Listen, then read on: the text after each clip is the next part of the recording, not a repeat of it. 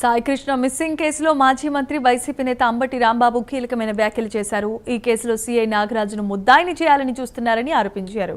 నాగరాజుపై కూడా ఒత్తిడి ఉందని, సీఐ నాగరాజుకు అన్యాయం జరిగినా ఒప్పుకోబోమని ఆయన వివరించారు. విచారణను సిట్ పక్కదోవ పట్టిస్తోందని, సాయికృష్ణ మిస్సింగ్ పై జరుగుతున్న మెజిస్ట్రేటియల్ విచారణకు పార్టీ నేతలతో కలిసి రాంబాబు హాజరై ఈ వ్యాఖ్యలు చేశారు.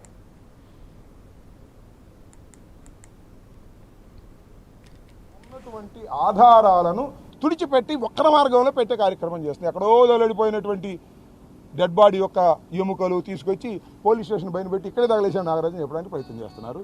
ఇది చాలా ఘోరం, అన్యాయం. నేను చెప్తున్నా, నాగరాజుకి అన్యాయం జరిగినా కూడా ఒప్పుకోం. నాగరాజు దీనిలో పాత్ర ఉంది. స్టేషన్ హౌస్ ఆఫీసర్గా ఎవరైనా తీసుకొచ్చింది టాస్క్ ఫోర్స్ కదా. అసలు టాస్క్ ఫోర్స్ చంపేసి నాగరాజు మీద పడుతుందని అనేటువంటి అపవాది కూడా ఉంది.